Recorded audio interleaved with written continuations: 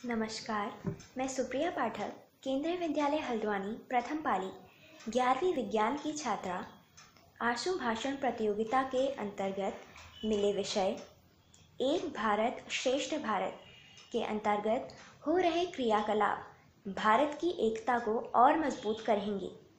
इस विषय पर अपने विचार लेकर प्रस्तुत हूँ।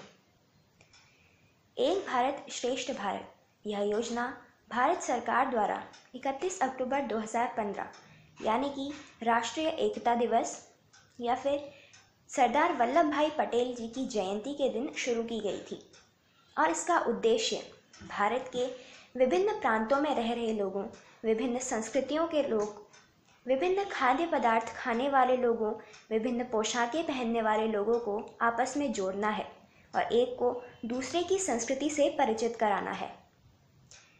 इस योजना के तहत अलग अलग राज्यों की जोड़ियां बनाई गई हैं, जिसमें उत्तराखंड का जोड़ीदार है कर्नाटक। इस योजना के तहत हो रहे क्रियाकलापों में मुझे कन्नड़ भाषा में विचार, सुविचार, मुहावरे, लोकोक्तियाँ आदि जानने, सीखने व प्रस्तुत करने का अवसर मिला।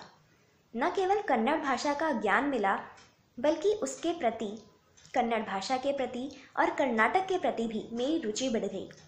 इसी प्रकार अन्य प्रांत के लोग भी अलग अलग प्रांतों से जुड़ रहे हैं, जैसे कि हिमाचल प्रदेश का जोड़ीदार है केरला और दिल्ली का जोड़ीदार है सिक्किम।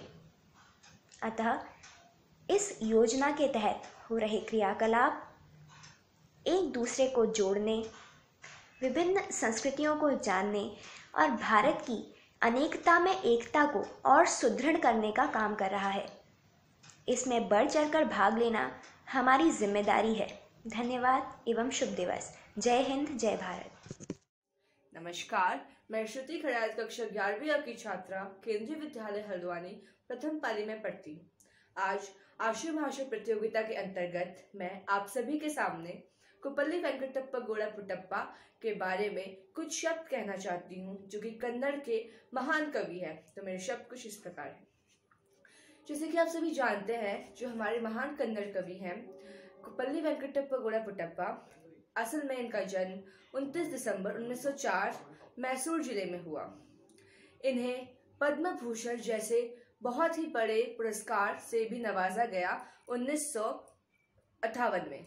असल में इस पुरस्कार के साथ उनका एक बहुत दुख भरी घटना भी इनके साथ जुड़ी हुई है। जब वो अपने पैतृक घर में रह रहे थे तो कुछ चोर उनके घर में घुस आए और उन्होंने इनके इस पद्म भूषण पुरस्कार को चोरी कर लिया और ज्ञानपीठ और पद्मश्री तो बच गए, लेकिन ये पुरस्कार वो चोरी करके ले गए।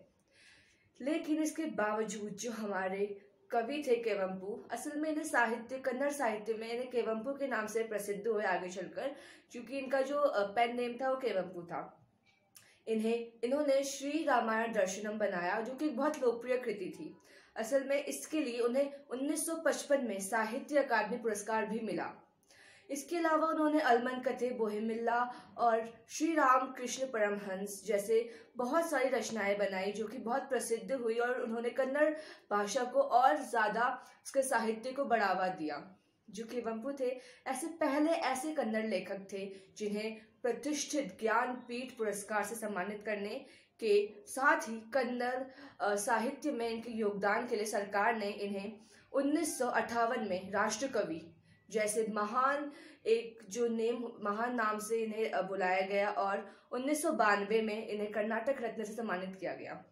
केवंपु जी 1 नवंबर 1994 में इन्होंने अपनी आखिरी सांस ली, जब वो 89 वर्ष के थे। धन्यवाद। मैं निष्ठा मैतोले कक्षा 11A केंद्रीय विद्यालय हल्द्वानी की छात्रा आशु भाषण प्रतियोगिता में अपने विचार रखने जा रही हूँ। मेरा विषय है भारत का स्वर्णिम गौरव केंद्रीय विद्यालय ला रहा है। केंद्रीय विद्यालय भारत में प्राथमिक व माध्यमिक शिक्षा प्रदान कराने वाली देश की सर्वश्रेष्ठ विद्यालयों की श्रृंखला है। इसकी शुरुआत सन 1963 में हुई थी और तब से ये केंद्रीय माध्यमिक शिक्षा बोर्ड CBSE से अनुबंधित है। केंद्रीय विद्यालयों का संचालन केंद्रीय विद्यालय संगठन नाम की संस्था करती है। केंद्रीय विद्यालय का आदर्श है तत्वम पूषण अपा विनु, अर्थात हे सूर्य भगवान, जहाँ सत्य का चेहरा एक सुनहरे ढक्कन से ढका है, कृपया उसे उजागर करें ताकि सत्य और धर्म दिखाई दे सके। केंद्रीय विद्यालय अच्छे नैतिक मूल्यों, विचारों और एक सकारात्मक चरित्र के निर्माण के साथ छात्रों को समृद्ध कर रहा है।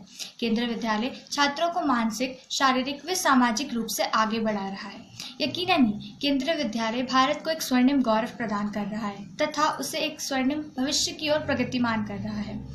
जय हिंद, जय भारत। धन्यवाद।